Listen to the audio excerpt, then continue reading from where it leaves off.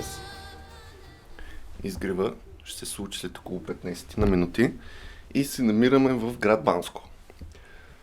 След буквално броени минути потегляме към хижа Вихрен, където е отправна точка за връх Вихрен, който ще се опитаме днес да изкачим. Надявам се успешно. Хайде да потегляме, че започваме леко да закъсняваме.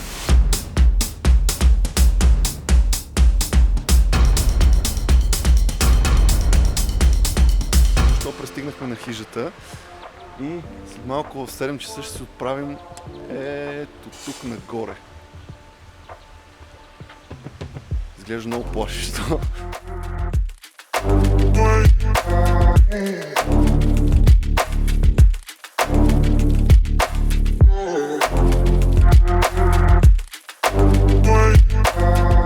Тракер е пуснат. Потегляме. А ето така изглеждат първите метри от началото. Тук няма такива моменти с първо загрявка, някаква лека в поравното ходене. Направо се изстрелва нагоре. Аз вече изгубих потеките. Да, тук сме само нагоре. Ето тук пресичаме каменната река. Само е тук, погледнете нагоре. Какво очаква? Да бъде изкатерено.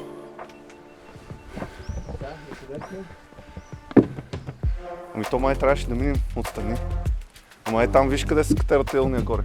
Принципно там трябва да стигнем. Едната пътека минава оттам отгоре и стига, там виж къде има на една прозорче жълто някакви хора. И трябва да стигнем там и оттатък нагоре. Не е по реката? Може по реката, може и от тук отстрани. Но тук е по-якото. Тук е по-екстремното.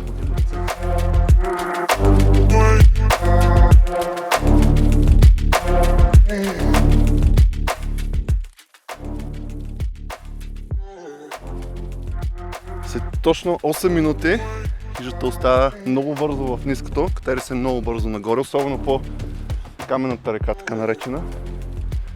Но все пак решихме да хванем пътеката, защото тук става доста стръмно и екстремно.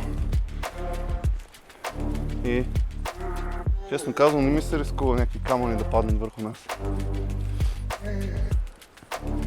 Кратка почивчица и продължаваме. Точно преди 30 минути бяхме ето там долу.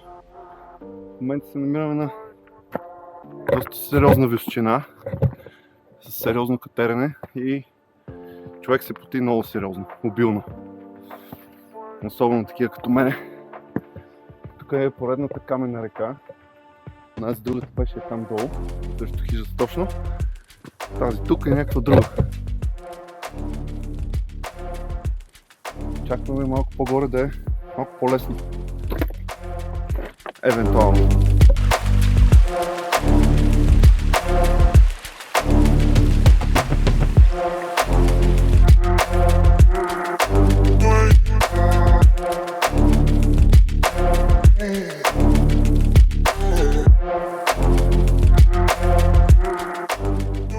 В момента тук на тази панорамна площадчица спряхме да починем и малко дрон кадри евентуално.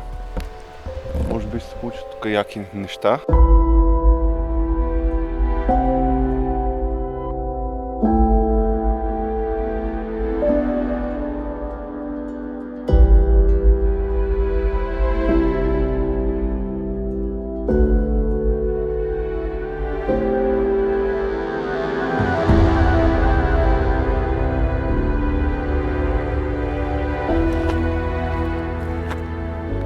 Дай, Пламене.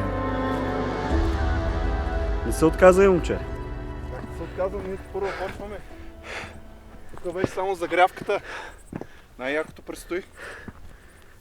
Там горе. Козели, сняг, вятър и всякакви такива яки неща. Имаме уникалната привилегия да ни нагори слънцето все още. Носим крема. Носим си кремче. Има плътни облаци, което е и добре и зле. Ние сме натам рано. Кратка почивчица на 2500 метра. Харесахме се тук едно връхче, където да отдъхнем леко, преди да издъхнем нацяло. Ето това е пътечката. Мисля, че сега се вижда добре, където криволети нагоре. Някъде там трябва да стигнем и оттам леко отзад зад върха се минава. Там мисля, че имаше пак равничко. Другото сравнително равно е ето тук, ако може равно да се нарече. Но в сравнение с това, което изкачихме, те е там долу. Тук се е направо равно. Пиваме малко вода и теглям.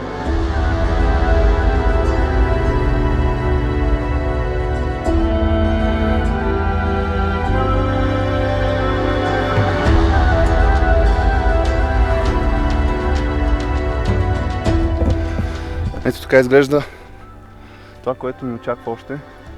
Ето там се виждат горе хората, където са малко преди нас. Отгоре ще бъде много яка гледката, но сте за нея след броени секунди за вас.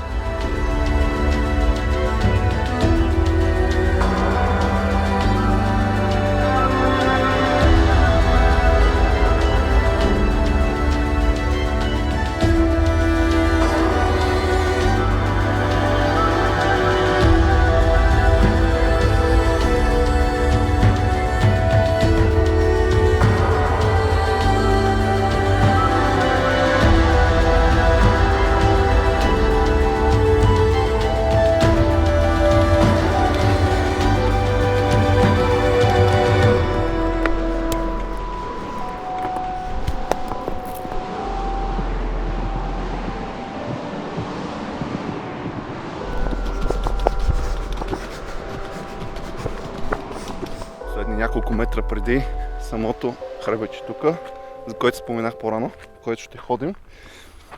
Вижте гледката зад мен. Супер яко. Пътя обаче ни продължава ето тук нагоре, или по-скоро е тук отстрани. И ето там ето това странното изкачване, където са... Не знам дали се вижда с тук хората. Просто мънички са далече. Но реално да, ето това трябва да изкачим отгоре.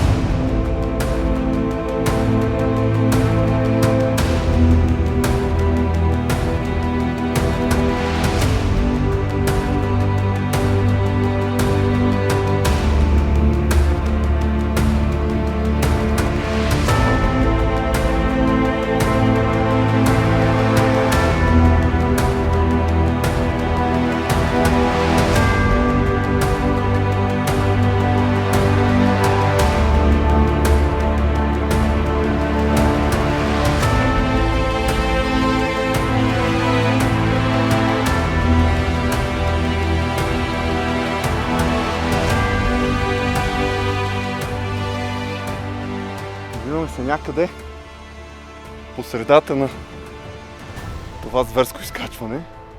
Хората отгоре вече се правят селфита, ние още не можем да се изкачим. Долу идва друга група.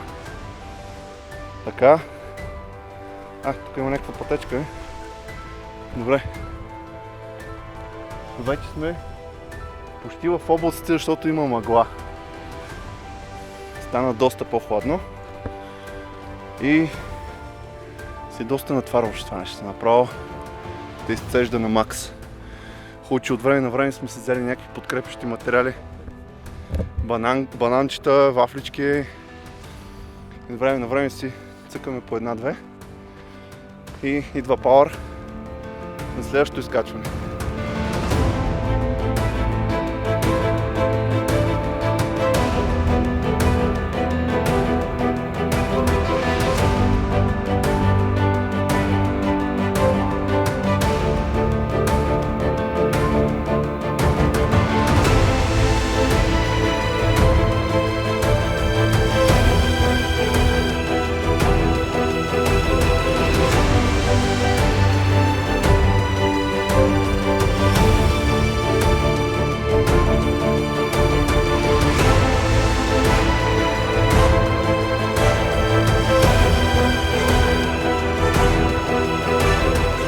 Последни метри преди самия връх.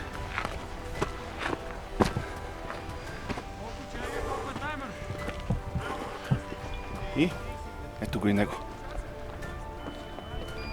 2919 метра. Връх Вихрен, втория по височина в България.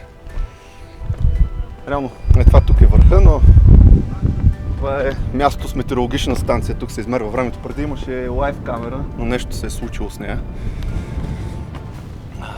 Сравнително спокойно времето за такъв връх, но нашето приключение не приключва тук. След като си направим готини снимки, видео, кадри, дрон 360 и въобще всичко, каквото е свързано с снимането, хапнем, продължаваме на ето там. Следва едно спускане и после пак едно изкачване. Съответно, ще ви кажа след малко точно къде ще отидем.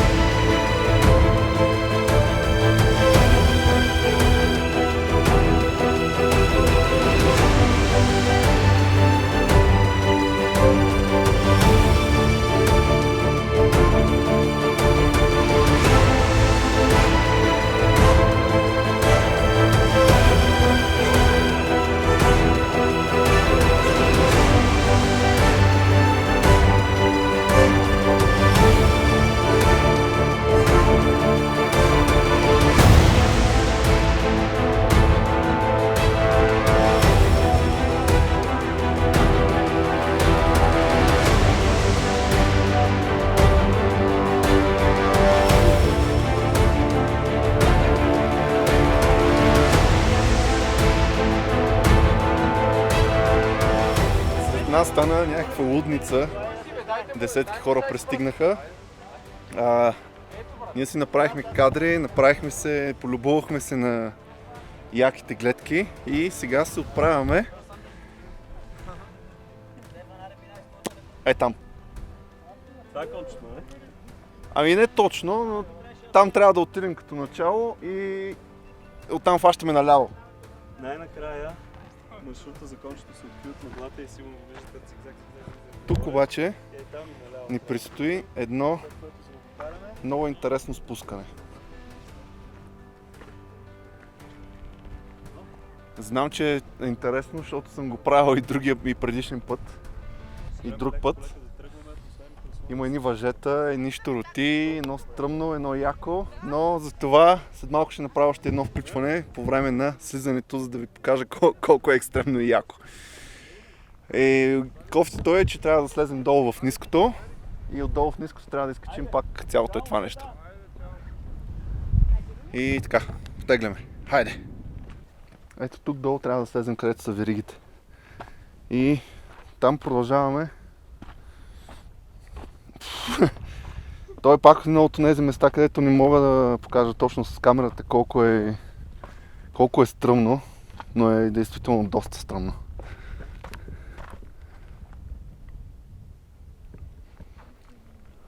Сенчица е хубаво да има.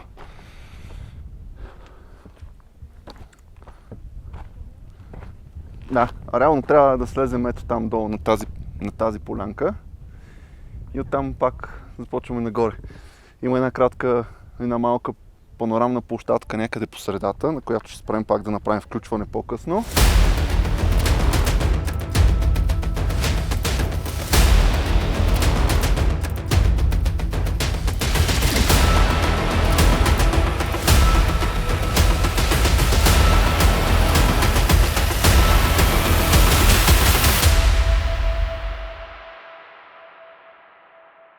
Почти в основата сме на върха. Това тук над нас е втория по височина в Пирин, а самия той се нарича Кутело. За малко да спадна. Тук долу вече става по-спокойно. Но сега ще починим малко тук долу и тръгваме нататък. Ето онова горе, където се вижда двата върха, там е кончето, чак до онзи третия върх, който се вижда тук.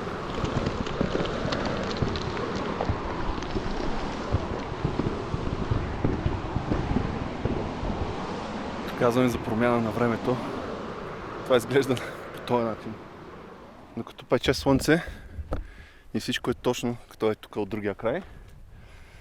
буквално за броени секунди се озовавате в посредата на някакъв облак.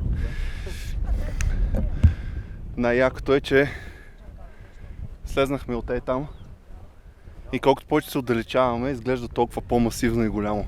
Когато си някъде по пътеката е някакво дребно и незначително, но когато го погледнеш от тук е наистина много впечатляващо.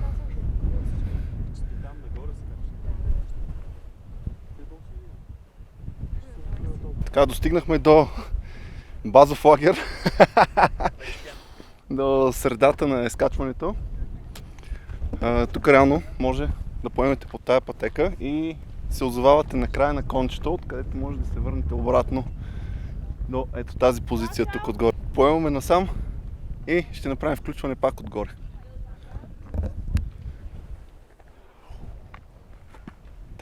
Тук някой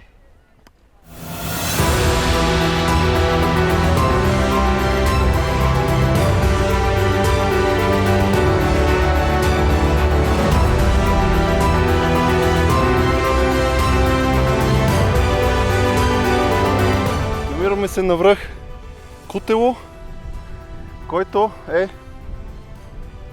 втория по величина в Пирин, след Вихрен. Изкачването може да го сравним с това към Вихрен от другия му край. Дори една идея по-екстремно. Доста се изморихме. Но пък гледката, която ви очаква отгоре, е нещо наистина, което си заслужава. Ние ще си разходим по кончето, защото това е крайната ни цел. Да достигнем до кончето и след това да се върнем обратно.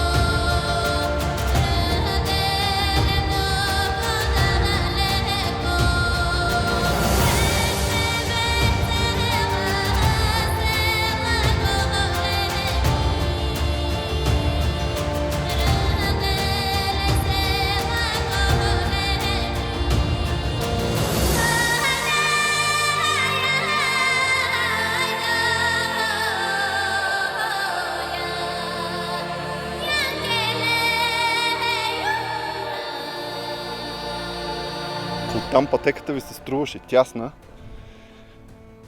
Тази тук си чак плашеща. Буквално сантиметри ви делят от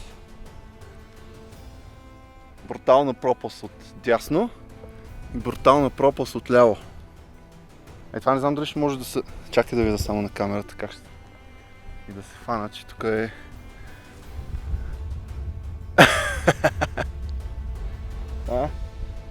Добре, кеф има.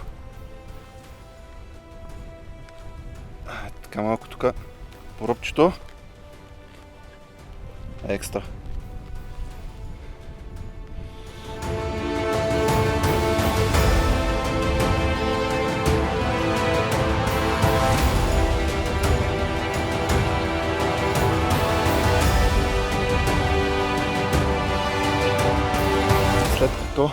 успешно. Минахме половината конче поради обясними причини. Решихме да направим кръгов маршрут и да се върнем в Улия между Кутело и Вихрен, откъдето ще се отправим надолу към хижата. Ето тук горе се виждат въжетата. А това е някакъв алтернативен маршрут, който показах по-рано долу. За да спестим едно изкачване. Стигнахме до този улей, за който говорих по-рано, откъдето се отправяме тук директно надолу. Пирински Еделвайси не можахме да намерим, да видим, но имам добра новина. В предишното видео за Коза стена, което ще излезе тук горе вдясно, имаше обилно Еделвайси, така че може да отидете да изгледате видеото и да видите къде да се намерите и да се снимате с тях. Само да се снимате. Защото някои хора искат да се правят букети тук.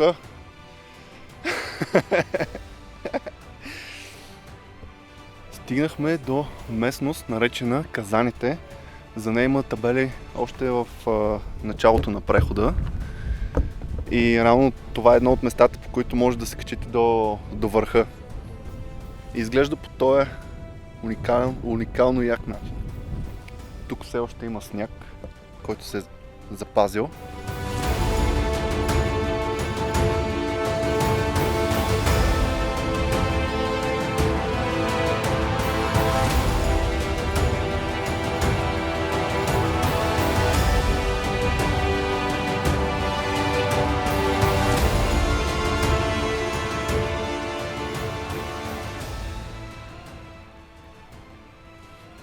Намираме се в подножието на хижата. Стават буквално броени метри. Да направим кратък обзор, защото след малко ще каталясам просто. 10 часа и половина, защото тръгнахме точно в 7. Часовника ми умря. Не мога да покажа никакви данни от него, за съжаление. В момента е 5:30. Чакай, че тук са писали около 3000 човека. 10 часа и 30 минути, като ние спирахме да снимаме доста места. Това е нещо нормално. За вас може да се случи доста по-бързо, ако не се занимавате с снимки. Нещата, които са задължителни, много удобни обувки. Това го казвам от личен опит. Достатъчно вода, пак от личен опит, защото не ни стигна.